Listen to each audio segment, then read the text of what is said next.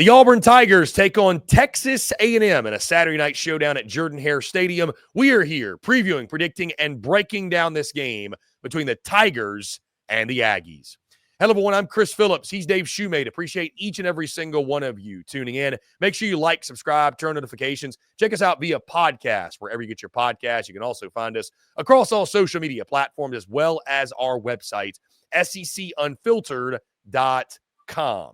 This segment brought to you by our friends over at MyBookie. Go to mybookie.ag. Use promo code SECU at sign up to receive a special welcome offer on your first deposit. That's mybookie.ag. Promo code SECU to get your special welcome offer today.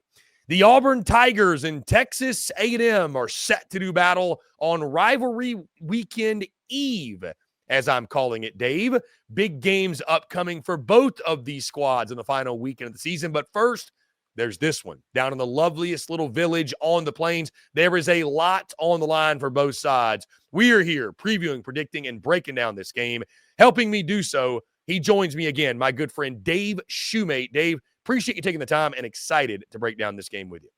Yeah, I mean, it is wild to think we do have conference games this weekend, because usually it's that weekend that everybody at the SEC gets made fun of for playing all the FCS schools that weekend. But no, we got one that's, if you're Texas A&M, you can't overlook this. I know you got the big one against Texas at home, had played there since 2011. Going to be a lot on the line in that game, but it doesn't matter if you don't take care of business at Jordan-Hare this week. Auburn fans are as loyal as it gets. They're like golden retrievers, man. They're as loyal as it gets. They're going to show up, and they're going to show out. It's going to be loud in there. I think this is the game Hugh Freeze kind of thinks he could probably get potentially, because think about it. Hugh Freeze, 2 years, he has not had a signature win. He came close last year to Georgia, certainly came close against Alabama. Not really any this year. I mean, at Arkansas last year doesn't count. I'm talking about a big signature win, especially at home. This could be it. They're in a spot they could get A&M here. I like DJ Durkin. He's been scheming up a lot of good defensive game plans this year for Auburn. They've been keeping them in it. I think he gave the blueprint on how to stop Diego Pavia. But I think this is an obvious game going into it where both defenses, I think, have the advantage in this one, CP. I think Auburn's kind of got the advantage at home defensively over A&M's offense. And I think certainly A&M's defense has got the advantage as we stand right now against the Auburn offense. Yeah, to your point, I mean, what's on the line for these two sides, Dave? Texas A&M, college football playoff hopes, and they got that big one against Texas next weekend. And like you mentioned, doesn't mean nearly the same if the Aggies don't take care of business this week. And also, again, getting to double-digit wins and what that would mean for Elko in year one. Also, the Auburn Tigers, Dave, I mean, they're clinging to bowl hopes. I mean, they technically can still go to a bowl game, and you can set up, you pull a big upset, you go into the Iron Bowl. Could you potentially beat the Alabama Crimson Tide to get your 6th win on the season? Hey, you can't get to 6 if you don't get to 5 this week. That's probably the message they're sending. Again, a 6:30 kickoff local time there on ESPN down in Auburn at Jordan-Hare Stadium.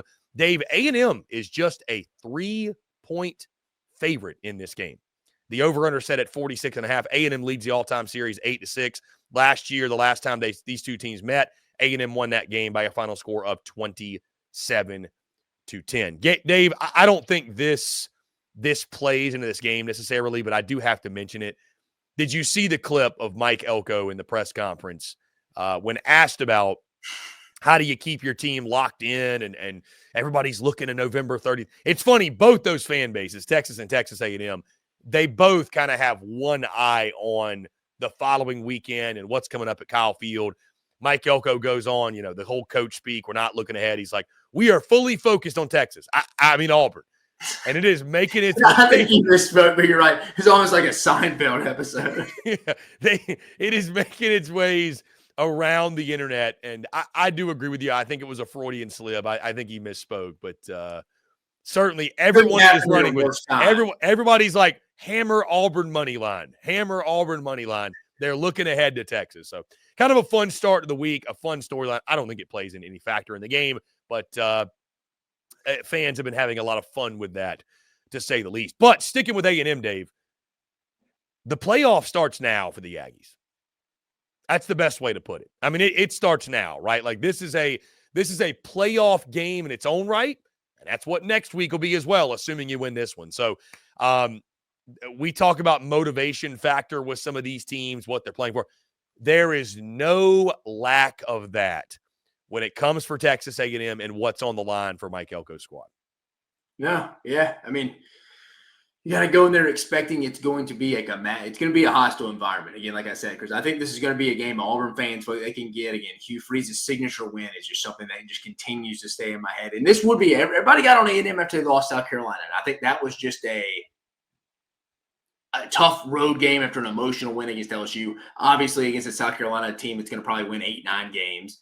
And then so I don't blame them. Everybody's like, that's A&Ming. It's like, no, that's not A&Ming. That was just a tough LSU game. You won emotionally, came back in the second half, and lost to a good South Carolina team. This one would be A&Ming, in my opinion. If you went on the road, is because again, I do think. I mean, we saw against the same team a couple of years ago when Cadillac Williams was the interim head coach. They filled the place and sold it out. So again, I'm not worried about. I think this is going to be a legitimate road game. It's not like I kind of have a question about.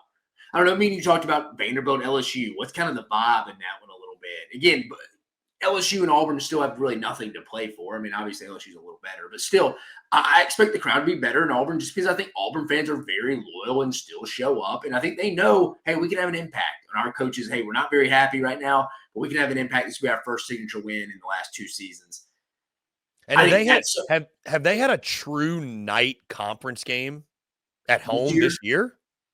I don't think they have. Because they've had that weird schedule where they were 5 at home, 1 at home for a month. I don't think they have. So, I mean, Dave, you tell me if you think I'm wrong. I think that's a lot of the reason the spread is what it is. Because just firsthand seeing it, I was like, A&M's really only a field goal favorite. Dude, I think DJ Durkin and that Auburn defense, fast, athletic on the edge and tackle. I think Auburn's got a big advantage there at home. Maybe big's a little too much to say, but I think they got a massive advantage because I think Clayton White in South Carolina kind of showed how you can defend Marcel Reed a little bit. Go look back at A&M's game this past week against New Mexico State. Mike Elko worked with him my first year, or my last year at A&M, his first year. He was the DC, came in with Jimbo. Very stern, some would call another word, but a smart guy, attention to detail, phenomenal play caller, one of the best play callers in college football. What he did last week was he made them go sling the rock around a little more because I think he knows, hey, if we ultimately want to go beat Texas, go win the SEC, go make the college football play, we're going to have to stretch the field. I think he saw we can't just run Marcel Reed against other good defenses like we did against LSU and go win these games against other good teams that have good defenses like Auburn does. So I think he was like, you saw him start throwing to the tight end a little more last week. I think he knows we're going to have to develop a vertical passing game. So it wouldn't shock me, though, if A&M and Colin Klein kind of came out slinging it a little bit underneath to the tight ends. Going to have to get more involved. Again, how can they run the football really well without Le'Veon Moss in this game? I mean, you saw it with Amari Daniels a little bit, EJ Smith last week. One of them are going to have to continue to step up. But that'll be interesting. I think that kind of chess match, Colin Klein and DJ Durkin, how does that kind of set up? What does that look like? And to your point, Dave, let's go to the Texas A&M defensive side. I think that front 7 against Auburn's running game is going to be really interesting. I think if you're Auburn, you've got to establish the run with Jarquez Hunter. It goes without saying. He could have a Rocket Sanders type impact. He's got to get going, man, because if you're putting this game obviously all on the right shoulder of Peyton Thorne, probably going to be a long night. And now, Chris, you would agree with this. I think A&M looked really tired in that South Carolina game before last week. Now, this is going to be a little different. I don't think they'll be as tired. I expect them to tackle a little better. But still, nonetheless, they've shown a big physical back on the perimeters. One-on-one, he can run through some people. That's what Jarquez Hunter is as well. Yeah, and I do agree with you, Dave. I think it's going to be more of it's going to be a defensive type of ball game here. And again, that front 7 that A&M presents is one of the best in the conference. And you know, will it overwhelm the Auburn offensive line? Jarquez Hunter, again, they've got to be able to establish something on the ground with him. Open up the passing game, use those weapons on the outside, Keandre Lambert-Smith, Cam Coleman, etc. Get the football to your playmakers. And I go back to this, Dave, when talking about this game, because I feel like things really line up well. Like I've talked myself into both. I feel like things really line up well where I'm like, man, it just makes sense that Auburn at home at night would find a way to score the victory here. But I just go back to this, Dave. Why should I trust that Auburn and Hugh Freeze are going to make winning plays and winning calls when it matters most? We talked about Georgia against Tennessee, by the way, last week. And what Georgia did to Tennessee and them winning that game, it was in the DNA of their program. Like that, it would have been against the DNA of their program not to win that game. The final 8-minute drive they had to put the game away. It's the DNA of their program. Dave, the harsh reality is the DNA of Auburn football right now is blowing it when it matters most, is not being able to make winning plays in crunch time, is pissing down your leg when the lights get the brightest. And until we see differently, how can you trust anything other than that is going to happen, even if the game's at home, even if the game's at night? That's the biggest conundrum I'm facing right now with this game. Yeah. No, I 100% agree with you. It's something I go back and forth with. This has been one of the coin toss games of the week for me. I mean, there's been an LSU bandy as well. We talked a little bit off air. This one, I see a couple paths to victory here. I feel like I just kind of, I don't know, I see both teams getting a path. Auburn's due to win some big game. Man, you just keep going into this. I went back and forth a lot. Yeah, I'm curious to see, too, on the other side, how you mentioned DJ Durkin, how he attacks Marcel Reed. Just from that standpoint, I mean, I think Reed's obviously a guy with his improvisation can hurt you. But Auburn it all? Do they go to Steve Spurrier at all there? I don't think so. I think it's going to be the Marcel Reed show for Texas A&M. I do. I think he's your guy, man. He played a little bit. Like, what was he, 3 for 6 with a pick, I think, last week? He played a little, but it wasn't. Yeah, I think Marcel Reed is the guy here. I think especially against that Auburn defense, it's pretty athletic. I think Reed's going to give you the best chance for success. So, but again, you go with the hot hand. I mean, that's shoot. But I do think going back and watching that game last week, I went back and watched the highlights of the New Mexico State game. You could tell they were trying to sling it around. You go look at the box score, how many times they threw it compared to they ran it. It was like, yeah, you could tell they were going out here to work on some passing game stuff that even if they knew, I think Marcel Reed threw an interception off the top of my head. He threw an interception, but I think it's like, if he throws a pick in this game off of something we're kind of experimenting with, it's not going to kill us. So let's just go try to, let's get this on tape. Let's see what it looks like. What about the A&M running game, Dave? I mean, how concerned are we with the A&M running game? It's where you really miss Ruben Owens' injury. He got lost in fall camp, and now you lose Le'Veon Moss. Yeah, I mean, this is where we're really going to find out, what does the running game – because, I mean, last week, New Mexico State, whatever. How does the running game look when you need critical yardage on 3rd, 4th, and short, whatever, late game? Who are those guys? We're going to get our – for those of us who didn't watch every snap in New Mexico State, we're going to get our first look. This is the first time we've seen your running game since South Carolina when Le'Veon Moss went down. What does it look like? Who are those guys? I'm fascinated by that. I'm fascinated by what the running game looks like against a pretty damn good Auburn defensive front and a damn good D coordinator in DJ Durkin. Yeah. No, I completely agree with you. So when it comes to this game, again, night game, Jordan-Hare, place is going to be raucous. Is that enough for the Auburn Tigers? To your point, Dave, get that signature win that Hugh Freeze and company are looking for. Let's dive into our predictions, our picks for this game. I'll go ahead and start, Dave, because I think to your point, there's a path to victory for both sides, and I do feel like Auburn is due. I really do, man. At some point, you're like, because I think there's 2 reasons why this spread is so low. Number 1, Jordan-Hare Stadium at night. The place, weird things happen there. Expect the unexpected. The second reason, Dave, and you've mentioned this before, we've talked about this. Auburn's a pretty solid team that is masqueraded as a terrible team all year. When you look at the numbers specifically.